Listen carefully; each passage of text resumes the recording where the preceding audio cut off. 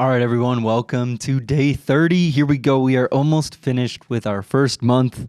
We are going to dive straight into scripture today. We are reading from Exodus chapter 10. We'll be going through part of chapter 12, Matthew 20, Psalm 25, and Proverbs 6. All right, let's continue on in our journey here with the Israelites and all of the plagues. We are picking up in Exodus chapter 10, a plague of locusts. Then the Lord said to Moses, "Return to Pharaoh and make your demands again. I have made him and his officials stubborn, so I can display my miraculous signs among them. I've also done it so that you can tell your children and grandchildren about how I made a mockery of the Egyptians and about the signs I display among them, and so you will know that I am the Lord." So Moses and Aaron went to Pharaoh and said, "This is what the Lord, the God of Hebrews, says. How long will you refuse to submit to me? Let my people go so they can worship me. If you refuse, watch out, for tomorrow I will bring a swarm of locusts on your country. They will cover the land so that you won't be able to see the ground. They will devour what little is left of your crops after the hailstorm, including all of the trees growing in the fields. They will overrun your palaces and the homes of your officials and all the houses of Egypt. Never in the history of Egypt have your ancestors seen a plague like this one." And with that, Moses turned and left Pharaoh. Pharaoh's officials now came to Pharaoh and appealed to him. "How long will you let this man hold us hostage? Let the men go to worship the Lord their God. Don't you realize that Egypt lies in ruins?" So Moses and Aaron were brought back to Pharaoh. "All right," he told them, "go and worship the Lord your God. But who exactly will be going with you?" Moses replied, "We will all go, young and old, our sons and daughters, and our flocks and herds. We must all join together in celebrating a festival to the Lord." Pharaoh retorted, "The Lord will certainly need to be with you if I let you take your little ones. I can see through your evil plan. Never, only the men may go and worship the Lord, since that is what you requested." And Pharaoh threw them out of the palace. Then the Lord said to Moses, "Raise your hand over the land of Egypt to bring on the locusts. Let them cover the land and devour every plant that survived the hailstorm."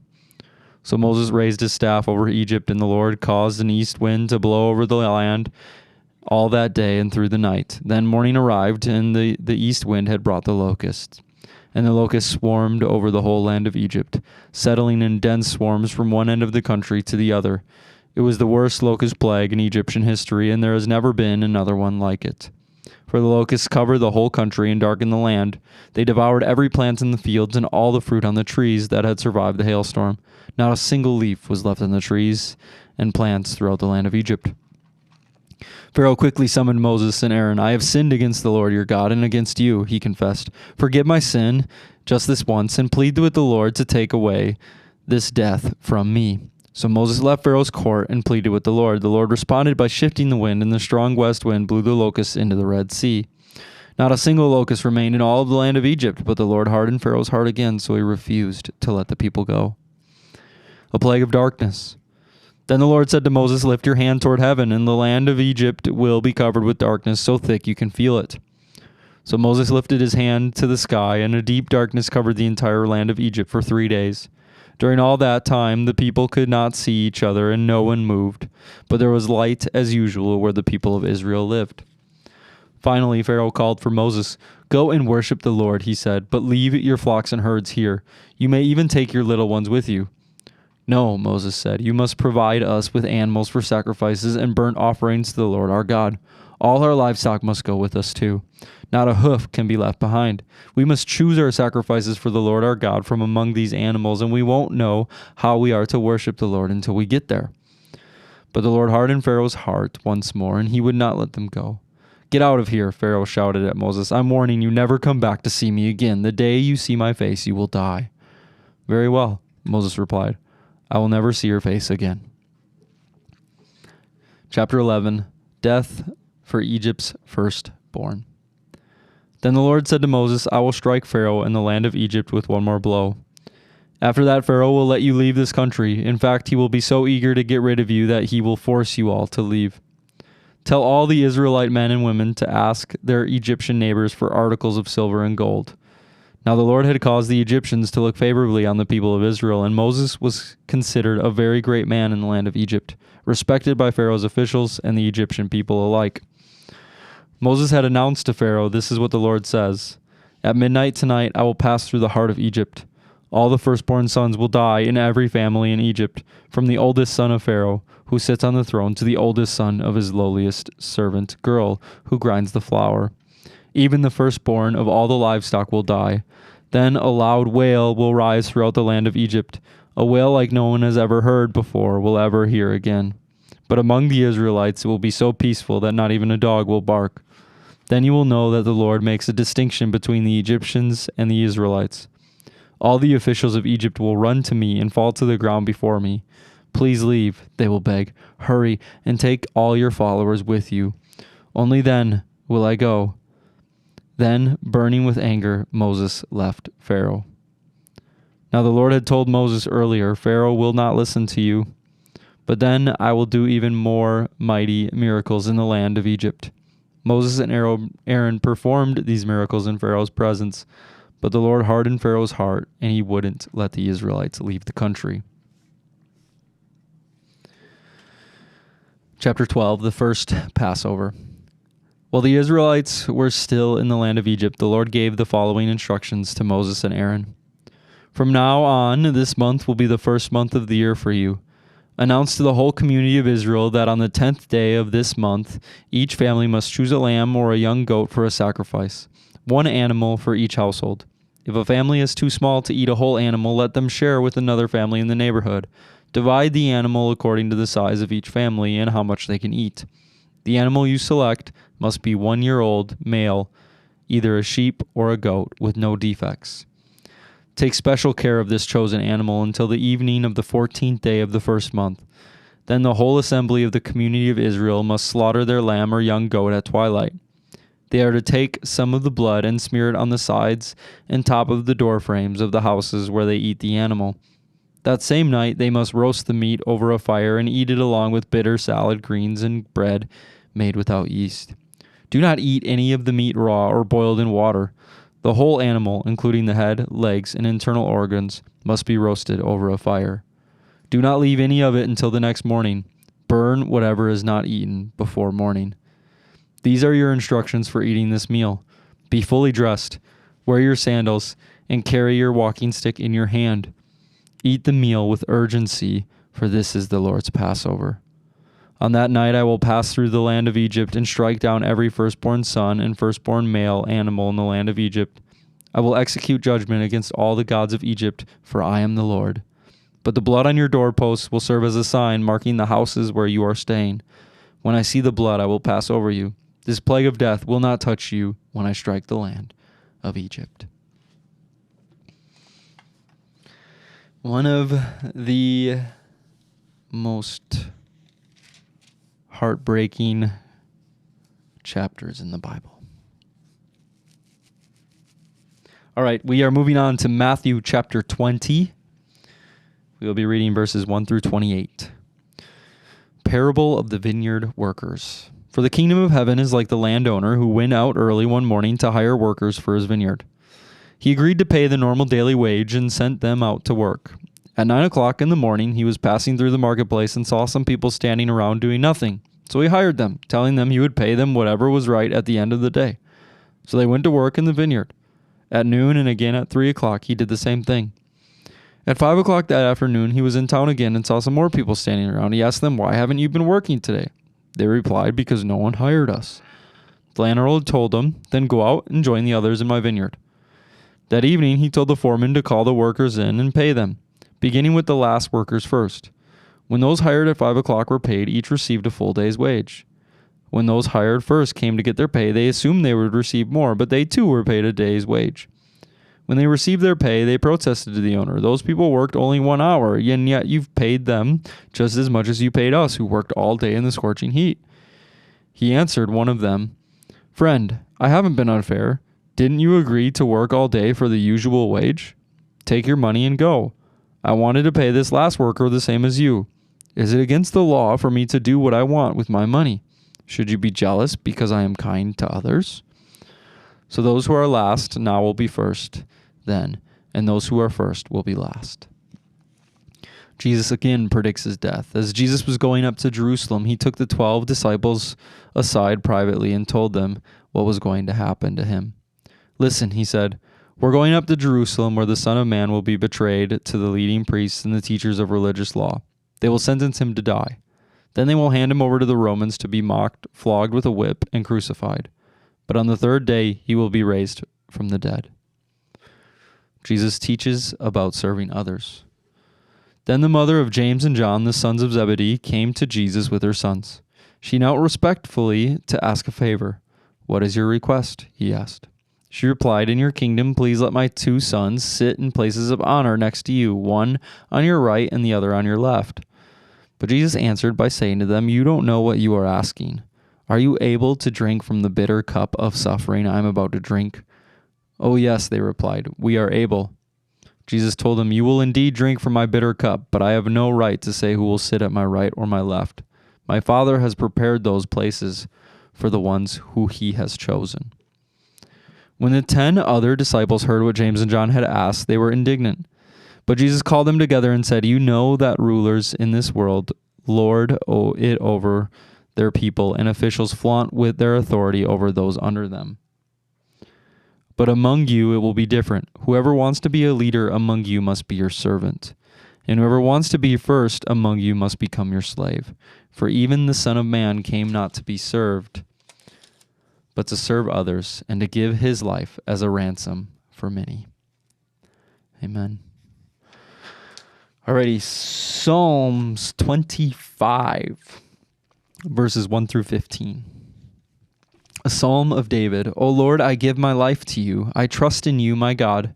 Do not let me be disgraced, or let my enemies rejoice in my defeat. No one who trusts in you will ever be disgraced, but disgrace comes to those who try to deceive others. Show me the right path, O Lord. Point out the road for me to follow. Lead me by your truth and teach me, for you are the God who saves me. All day long I put my hope in you. Remember, O Lord, your compassion and unfailing love, which you have shown from long ages past. Do not remember the rebellious sins of my youth. Remember me in the light of your unfailing love, for you are merciful, O Lord. The Lord is good and does what is right. He shows the proper path to those who go astray. He leads the humble in doing right, teaching them his ways. The Lord leads his unfailing love and faithfulness, all who keep his covenants and obey his demands. For the honor of your name, O Lord, forgive my many, many sins. Who are those who fear the Lord? He will show them the path they should choose. They will live in prosperity, and their children will inherit the land. The Lord is a friend to those who fear him. He teaches them his covenant. My eyes are always on the Lord, for he rescues me from the traps of my enemies." And last but not least, Proverbs 6 through 11. "Take a lesson from the ants, you lazy bones. Learn from their ways and become wise. Though they have no prince or governor or ruler to make them work, they labor hard all summer, gathering food for the winter. You lazy bones, how long will you sleep? When will you wake up? A little extra sleep, a little more slumber, a little folding of the hands to rest. Then poverty will pounce on you like a bandit. Scarcity will attack you like an armed robber." Alrighty, well, that's our reading for today. And then our little quote here comes from 1 Samuel chapter 3, verse 15. It says, "Samuel was afraid to tell Eli the vision." So he writes, the dilemma of obedience. Get into the habit of saying, "Speak, Lord," and life will become a romance, like in 1 Samuel chapter 3, verse 9. Every time circumstances press in on you, say, "Speak, Lord," and make time to listen. As we listen, our ears become more sensitive, and like Jesus, we will hear God all the time. Well, so we have some interesting stories here. You know, one of the most gut-wrenching and painful chapters of the Bible is hearing about the horror and the misery and the death that comes in Exodus chapter 11 and chapter 12. It's it's a sad thing that situation escalated to the point that it did. But looking back at it from what can we learn from the situation, and the sovereignty of the Lord is never clearer than something like that, as well as his judgment. But there's a lot of talk about like the hardening of Pharaoh's heart, and for instance, the text for today, continue to say, and the Lord hardened Pharaoh's heart, and the Lord hardened Pharaoh's heart. And some of us reading this can look at that and be like, oh, well, this was the Lord was the one who did it. And if we really dive into this situation, and we look at a Pharaoh in Egypt during that time, they were God. The Pharaoh was this eternal God that that's how they viewed. That's how they set up their society. That's how society viewed Pharaoh, the lineage of who Pharaoh was, and so there was. It was very unlikely that a Pharaoh would come and bend the knee to somebody else, regardless of what signs of wonders they came and brought to the table, because they believed that they were God. And we see this just horrific story of death through the plagues. And one of the things that is so interesting is how the Egyptians' heart changed towards the Israelites. In the beginning, the Egyptians hated the Israelites, right? Like we go back to the story of Joseph, and the Egyptians didn't want to even sit at the same table as the as the Hebrews. They didn't want anything to do with them. But now, in the end, we have the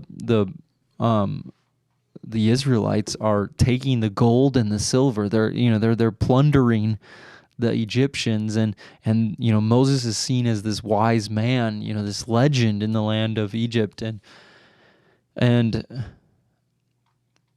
the judgment came to Pharaoh and to the Egyptian religious platform that they had.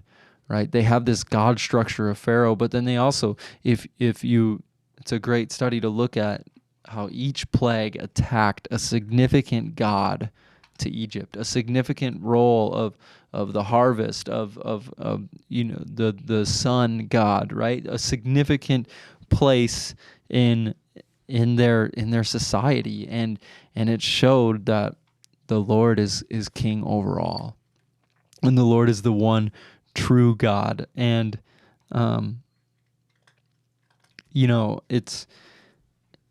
it's a beautiful thing that the Lord will do anything to rescue us, but it's a hard thing, and it's a hard reminder that the penalty for refusing to obey the Lord is death. And it's hard to read it in a chapter of the Bible like that, but a Saturday is when Judgment Day does come for the whole world. And on that day, it's more important than ever that we know who Jesus is. And before that day, it's more important than ever that we tell as many people as possible about Jesus, and rescue as many lost souls as we can. So in the end, that's the joyful takeaway I have for that, some of those chapters. But we just pray. We're praying for you guys. We're thankful that you're joining us here. Tomorrow is the last day of the month, and then we can get rid of this top sheet because we did it through January. So stick with us. Stay tuned for tomorrow. And it's such a great time to be able to do this with you, Lord. We thank you for everyone joining us. Father, we just pray a blessing over them. We pray that they have a wonderful Saturday. And Lord, that they can just enjoy fellowship with you and your love. And in Jesus' name we pray. Amen. All right. Have a good day, you guys.